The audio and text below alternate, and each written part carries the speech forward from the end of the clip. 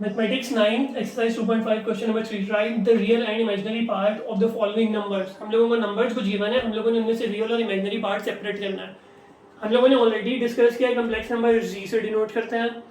ए जो होता है वो रियल नंबर होता है, रियल पार्ट होता है। कैसे रियल पार्ट होता है? क्योंकि उसके साथ एयोटा एग्जिस्ट नहीं कर रहा। तो अगर एयोटा एग्जिस्ट कर रहा है बी के साथ तो बी वाली वैल्यू जो है वो इमेजिनरी पार्ट बन जाएगी। देन तो हम लोगों को इन पार्ट्स में से रियल और इमेजिनरी को सेपरेट करना है। तो देख लेते हैं, ये हमारे पास सोल्यूशन आ जाएगा। तो z मेरे पास बन जाएगा, z की वैल्यू आ जाएगी 1 प्लस अयोटा। डन। अब इसमें से अगर मुझे रियल निकालना है तो REAL real part of z जो है वो मेरे पास क्या बन जाएगा? वो बन जाएगा 1। Done.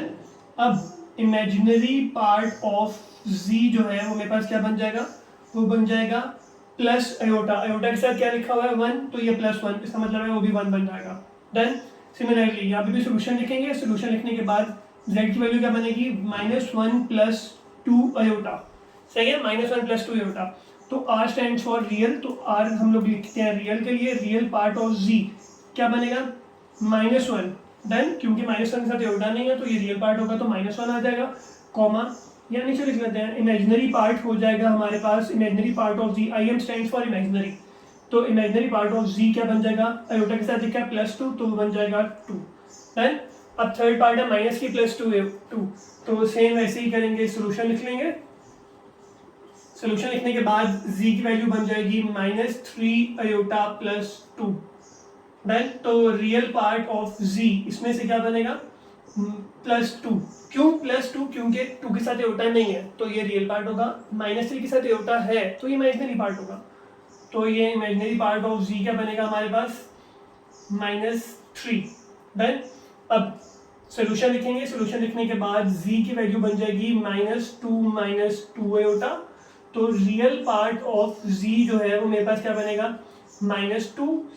Similarly imaginary part of जी जो है वो भी क्या बनेगा? अयोटा के साथ क्या लिखा है? -2 तो वो बन जाएगा -2। डन। अब फिफ्थ पार्ट में हमारे पास सोल्यूशन आ गया। सोल्यूशन के बाद क्वेश्चन को रिपीट करेंगे। क्वेश्चन रिपीट क्या होगा? -3 अयोटा लिखा है, इसमें हमारे पास रियल पार्ट नहीं है तो रियल पार्ट क्या बन जाएगा? 0 -3 अयोटा। तो रियल पार्ट अब इसमें क्या आ जाएगा? रियल पार्ट ऑफ जी 0 आ जाएगा। इमेजिनरी पार्ट ऑफ जी -3 बन जाएगा। अयोटा के साथ क्या लिखा है? -3 तो वो -3 एज इट इज आ गया। सिमिलरली अब मेरे पास लास्ट पार्ट है 2 + 0 अयोटा। तो सोल्यूशन लिखेंगे। सोल्यूशन लिखने के बाद z की वैल्यू बन जाएगी 2 + 0 अयोटा। तो रियल पार्ट ऑफ z जो है वो क्या बनेगा मेरे पास? 2। इमेजिनरी पार्ट ऑफ z जो है वो मेरे पास क्या बनेगा? 0। डन। इसका मतलब है जितने पार्ट्स हम लोगों ने सॉल्व किए उसमें हम लोगों ने देखा जो अयोटा के साथ वाली वैल्यूज हैं वो क्या हमारे पास? अयोटा की साथ वाली वैल्यूज जो है वो है हमारे पास इमेजिनरी। जो अयोटा के बगैर वैल्यूज हैं विदाउट अयोटा वो मेरे पास है रियल। तो मैंने सेम इसी तरह से अयोटा वाली वैल्यूज को इमेजिनरी पार्ट बोल दिया और विदाउट अयोटा वाली वैल्यूज को मैंने रियल पार्ट बोल दिया। डन।